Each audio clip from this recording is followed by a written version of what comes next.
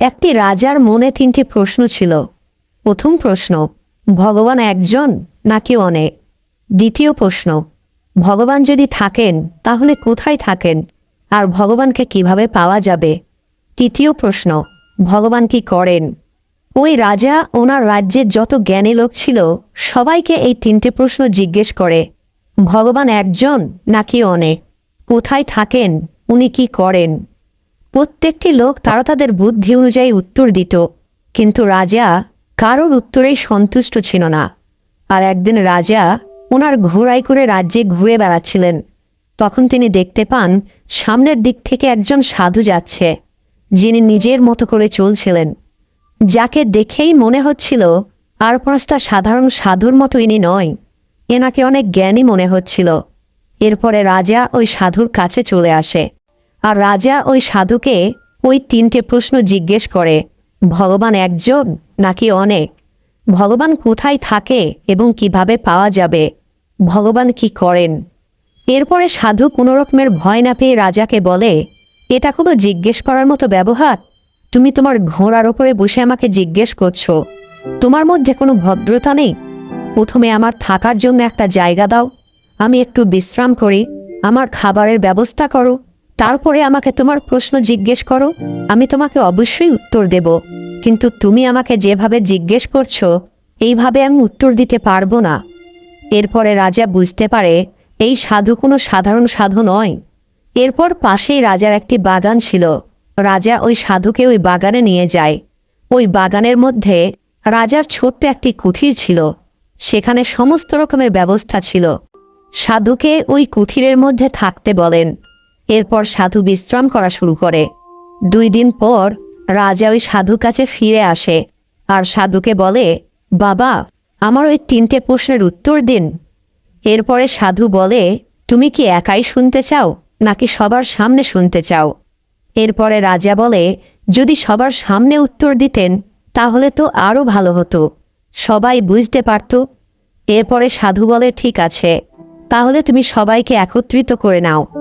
এরপরে রাজা বলে, কিন্তু বাবা, 2-1 দিনের মধ্যে তো আমার সমস্ত লোকজনকে আমি জোগাড় করতে পারবো না, কারণ সবাই অনেক দূরে দূরে থাকে, আর সবাইকে একত্রিত করার জন্য আমার বেশ কিছুটা সময় লাগবে। এরপর সাধু বলে, ঠিক আছে, আমার কোনো তাড়া নেই, তুমি সবাইকে একত্রিত করো, আর যখন সবাই একত্রিত হয়ে যাবে তারপরে তুমি আমাকে ডাকবে, আমি তোমার প্রশ্নের উত্তর দেব। কিন্তু হ্যাঁ, আমার কাছে রোজ রোজ এসে আমাকে বিরক্ত করবে না। যেদিন সমস্ত লোক একত্রিত হয়ে যাবে সেই দিনই আসবে। এরপর রাজা ওই কুঠির থেকে চলে যায়। এরপরে রাজা ও রাজার মন্ত্রী মিলে 1 মাস পরের একটি তারিখ ঠিক করে যে এই দিনে সমস্ত লোক একত্রিত হবে, আর সাধু সবার সামনে ওই 3টে প্রশ্নের উত্তর দেবে। এরপরে রাজা ওই সাধুর কাছে আসা বন্ধ করে দেয়। এদিকে সাধু খুশিতেই ছিল। সে পূজা পাঠ করত, খাবার খেত এবং বিশ্রাম করত, এবং চারিদিকে ঘুরে বেড়াত। দেখতে দেখতে 1 মাস পার হয়ে যায়, আর সেই দিনটা চলে আসে যেদিন সাধুকে ওই 3টে প্রশ্নের উত্তর দিতে হবে। রাজা ওনার রাজসভা থেকে লোকেদের পাঠায় যে তোমরা যাও আর সাধুকে এখানে নিয়ে এসো। রাজমহলে সবাই উপস্থিত ছিল। এরপরে সাধুকে মহলে নিয়ে আসা হয়। সাধুকে রাজা বসার জন্য একটি সিংহাসন দেয়, কিন্তু সাধু রাজাকে বলে, আমি সিংহাসনে বসতে চাই না, আমি মাটিতে বসেই আপনার সমস্ত প্রশ্নের উত্তর দিতে চাই। এরপরে ওই সাধুর কাছে রাজা হাত জোর করে বলে যে, বাবা, আমার 3টে প্রশ্ন ছিল, যে প্রশ্নের উত্তর আপনি দেবেন। এরপরে সাধু বলে, ঠিক আছে, তোমার প্রশ্ন কি আরেকবার বলো। এরপরে রাজা বলে, আমার প্রথম প্রশ্ন, ঈশ্বর একজন নাকি অনেক? আমার দ্বিতীয় প্রশ্ন, ঈশ্বর কোথায় থাকেন আর ওনাকে কিভাবে পাওয়া যাবে? আমার তৃতীয় প্রশ্ন, ঈশ্বর কি করেন? এরপরে সাধু প্রথম প্রশ্নের উত্তরে বলে যে, রাজামশাই, আমি তো সাধু, আমি বেশি পড়াশোনা করিনি, আর আপনি তো অনেক পড়াশোনা জানেন, আপনি গুনতে জানেন 1, 2, 3, কিন্তু আমি তো জানি না। এরপরে সাধু বলে, রাজামশাই, আপনি এক কাজ করুন, আপনি কিছু সোনার মুদ্রা নিয়ে আসুন, আপনি গুনবেন আর আমি বলবো। রাজা বলল, ঠিক আছে। এরপরে একটি থালাতে করে বেশ কিছু সোনার মোহর নিয়ে আসা হয়, এরপর রাজা গোনা শুরু করে। প্রথমে একটা মোহর হাতে নেয় আর রাজা বলে 1। এরপরে সাধু বলে একদম ঠিক, এবার ওই মোহরটি পাশে রেখে দাও। এরপরে দ্বিতীয় মোহরটা হাতে নেয় আর বলে 2। এরপরে সাধু বলে তুমি মিথ্যা বলছো, দেখো তো তোমার হাতে কটা মোহর আছে, একটা কি দুটো? রাজা বলে হাতে তো একটাই আছে। এরপরে সাধু বলে তাহলে কেন দুটো বলছো? তখন রাজা বলে আমরা তো এভাবেই গুনি। এরপরে সাধু বলে ওটা তো লেখা আছে, কিন্তু দেখে তোমার কি মনে হচ্ছে?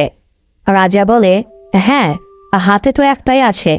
এরপরে সাধু বলে তাহলে দুটো কেন বলছো? এরপরে রাজা তৃতীয় মোহরটা হাতে নেয় আর বলে 3। তখন সাধু আবার বলে আবার মিথ্যে বলছো, তোমার হাতে দেখো, তোমার হাতে কটা মোহর আছে? 3টে নয়, হাতে একটাই আছে। এভাবেই একটা মোহর সেই একটাই, কিন্তু যখন গোনা হয় তখন আমরা নিজের মতো করে প্রত্যেকটা মোহরের নাম দিয়ে দিই। এরপরে রাজা বলে ঠিকই বলেছেন, হাতে তো সবসময় একটাই আছে, আমি 3 বলি, 4 বলি বা 5 বলি, যাই বলি না কেন, হাতে তো সেই একটাই আছে। এরপরে সাধু বলে একইভাবে ভগবান একজনই, যে প্রথমবার দর্শন পেয়েছে সে 1 ভেবেছে, যে দ্বিতীয়বার দর্শন পেয়েছে সে 2 জন ভেবে নিয়েছে, যে তৃতীয়বার দর্শন পেয়েছে সে 3 জন ভেবে নিয়েছে, কিন্তু ভগবান কেবলমাত্র একজনই। এরপরে রাজা হাত জোর করে সাধুকে বলে বাবা, এমন সমাধান আমি এর আগে কখনোই পাইনি, আমি মেনে নিচ্ছি যে ঈশ্বর কেবলমাত্র একজনই। এরপরে রাজা বলে এবার আমার দ্বিতীয় প্রশ্নের উত্তর দিন, ঈশ্বর কোথায় থাকে এবং কিভাবে পাওয়া যাবে? এরপরে সাধু বলে তোমার এই প্রশ্ন শুনে আমার তো অনেক খিদে পেয়ে গেছে। এরপর রাজা বলে কি খেতে চান? এরপরে সাধু বলে আমার জন্য 1 গ্লাস দুধ নিয়ে এসো। এরপরে সাধুর জন্য 1 গ্লাস দুধ আনা হয়। সাধু ওই দুধের মধ্যে একটি আঙুল দিয়ে দুধটাকে ঘোরাতে শুরু করে। এরপরে রাজা জিজ্ঞেস করে যে বাবা, এটা আপনি কি করছেন? এরপরে সাধু বলে আমি শুনেছিলাম এই দুধের মধ্যে নাকি ঘি আছে, আমি ভাবছিলাম ওই ঘিটা বার করে আমি খাবো। এরপরে রাজা বলে আপনি কি বোকার মতো কথা বলছেন, দুধের মধ্যে ঘি তো আছে, কিন্তু সেটাকে এইভাবে পাওয়া যায় না। এরপরে সাধু বলে তাহলে কিভাবে পাওয়া যাবে?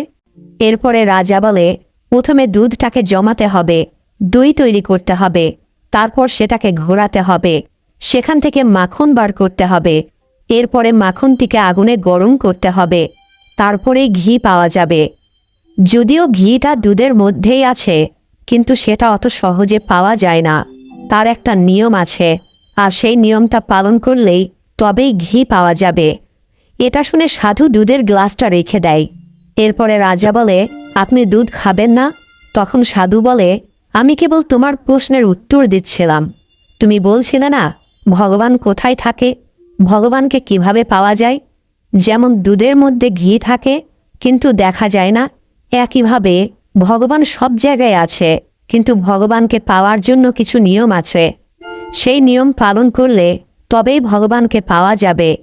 এরপর রাজা হাত জোর করে সাধুর সামনে বসে পড়ে আর বলে সত্যি আপনার উত্তর অনেক সুন্দর ছিল, এমন উত্তর আমি এর আগে কখনোই পাইনি। এরপরে রাজা বলে আমার শেষ আর একটা প্রশ্ন আছে, ভগবান কি করেন? এরপরে সাধু বলে তুমি প্রশ্ন জিজ্ঞেস করছো আর আমি উত্তর দিচ্ছি, তাহলে তুমি এখন বলো, তুমি আমার গুরু নাকি আমি তোমার গুরু? এরপরে রাজা বলে আপনিই তো আমার গুরু। এরপরে সাধু বলে তাহলে এটা কি রকমের ব্যবহার, তুমি সিংহাসনের ওপরে বসে আছো আর আমি মাটিতে বসে আছি? এরপরে রাজা বলে তাহলে আমাকে কি করতে হবে? এরপরে সাধু বলে তুমি সিংহাসন থেকে নেমে এসো, আমি ওই সিংহাসনে বসবো। এরপর সাধু সিংহাসনে গিয়ে বসে পড়ে আর রাজা নিচে এসে বসে। এরপর রাজা তৃতীয় প্রশ্নের উত্তর শোনার জন্য অপেক্ষা করছিল, কিন্তু সাধু আর কোনো কিছুই বলছিল না। এরপরে রাজা বলে আপনি কোনো উত্তর দিলেন না তো?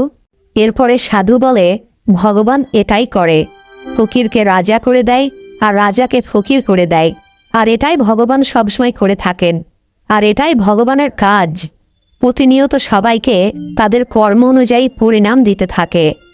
এরপরে রাজা সাধুর কাছে হাত জোর করে বলে আজ আমি আমার 3টে প্রশ্নের উত্তরে পেয়ে গেছি।